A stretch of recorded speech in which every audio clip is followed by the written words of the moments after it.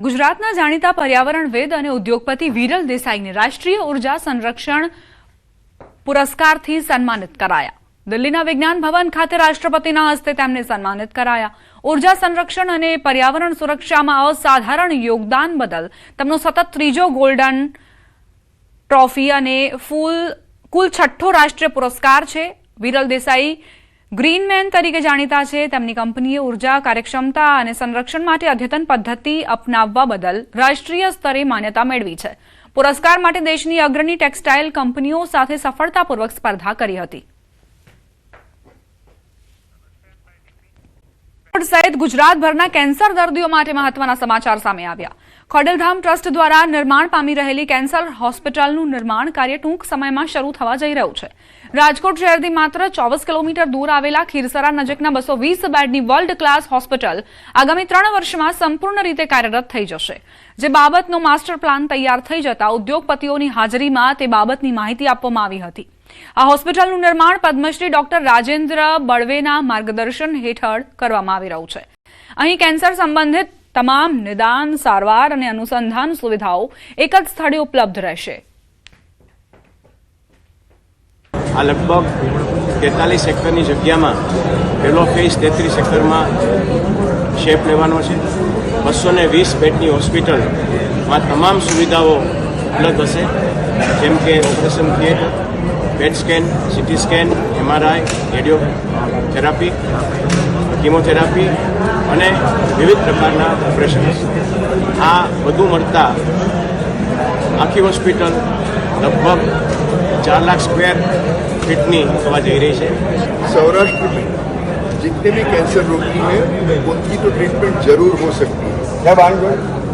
In addition जो आजू बाजू के एरिया है वहाँ के पेशेंट यहाँ आ सकते हैं।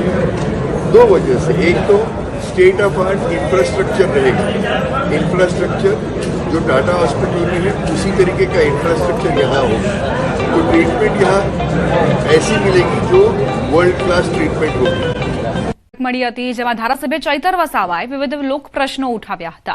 તેમણે ખરાબ રસ્તાઓનું સમારકામ, ઘાણીખૂંટ ખાતેના કરજણ નદીના બ્રિજ પરથી ભારદારી વાહનો સિવાય એસટીની મિની બસોને પસાર થવા મંજૂરી અને ચિકદા તાલુકાની સુવિધાઓ અંગે રજૂઆત કરી હતી।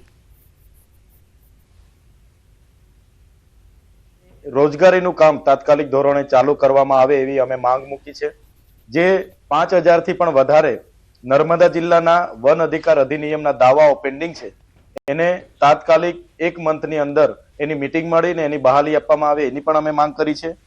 અંકલેશ્વરથી ડેડિયાપાડા જે નેશનલ હાઈવે છે ત્યાં કરજણ નદી પર પુલ બંધ કરવામાં આવ્યો છે, કાં તો એ પુલ 20 ટન સુધી ચાલુ કરવામાં આવે। સમાચાર જૂનાગઢથી મનપાની જનરલ બોર્ડની બેઠક મળી।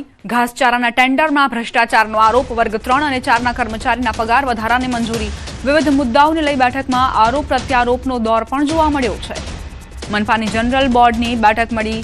ઘાસચારાના ટેન્ડરમાં ભ્રષ્ટાચારના આરોપ મુકાયા। વર્ગ 3 અને 4ના કર્મચારીના પગાર વધારાને મંજૂરી અપાઈ છે। વિવિધ મુદ્દાઓને લઈને બેઠકમાં આરોપ પ્રત્યારોપનો સિલસિલો જોવા મળ્યો। જે જૂના ટેન્ડર છે, જે સેટિંગિયા ટેન્ડરો છે, એને જ વારંવાર મુદતો કરોડો રૂપિયાની મુદતો વધારી અને મોટા ભાગનામાં તો 5-5, 5.5 વર્ષની મુદતો વધારી અને કરોડો રૂપિયા જે એક્સેસ દેવામાં આવે છે, કારણ કે મહાનગરપાલિકા નવા ટેન્ડર કરવાનું જ ભૂલી ગઈ હોય। એવી રીતના જે જૂની સેટિંગવાળી એજન્સીઓ છે એને વારંવાર એકને એક ટેન્ડરો દેવા। અમૃત પેલેસ ગિરિરાજ રોડથી લઈ અને આંબાવાડી સુધીના રોડને ગુરુ નાનકજીના નામ પર રોડનું નામકરણ કરવાનો નિર્ણય સર્વાનુમતે લેવામાં આવ્યો છે। તે સાથે સાથે વર્ગ 3 અને વર્ગ 4ના કર્મચારીઓને પગાર વધારો પણ આ જનરલ બોર્ડમાં એક ભેટ રૂપે એમને આપવામાં આવ્યો છે। પ્રસિદ્ધ ફાગવેલ ધામથી કોંગ્રેસની જન આક્રોશ યાત્રાના બીજા ચરણનો પ્રારંભ।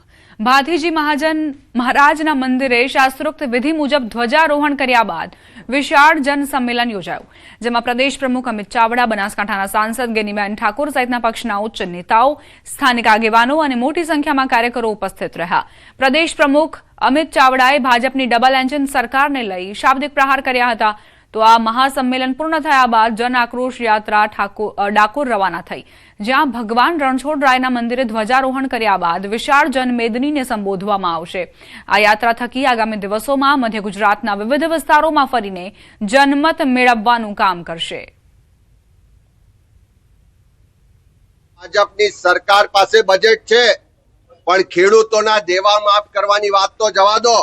દેશની સંસદમાં ગુજરાતમાં કમોસમી વરસાદથી જે ખેડૂતો પાયમાલ થયા છે, ચારે તરફ નુકસાન થયું છે, એનો એક શબ્દ સુદ્ધા પણ દેશના પ્રધાનમંત્રી કે સરકાર બોલતી નથી. હું માનું છું કે આ ગુજરાતના ખેડૂતોની મશ્કરી છે. આ વિસ્તારના જે પ્રશ્નો હોય એ અમારા ધારાસભ્યો વિધાનસભામાં અવાજ ઉઠાવશે અને જે સમસ્યાઓ છે એ લોકોની સમસ્યાઓ સરકાર સુધી પહોંચાડશે. આજે ભાતીજી મહારાજના દર્શન કરીને આ સમગ્ર આ ઝોનમાં જ્યારે આ યાત્રા ફરવાની છે, જન આક્રોશ, ખેડૂતોના પ્રશ્નો હોય, યુવાનો, મહિલાઓના દારૂ ડ્રગ્સના પ્રશ્નો હોય, આ અનેક પ્રશ્નો જ્યારે લોકો અમારી સમક્ષ રજૂઆત કરી રહ્યા છે, ત્યારે આ પ્રશ્નો સરકાર સુધી પહોંચીને લોકોને કઈ રીતે મદદરૂપ થઈ શકે એના માટે કરીને આ યાત્રાનું આયોજન કરવામાં આવ્યું.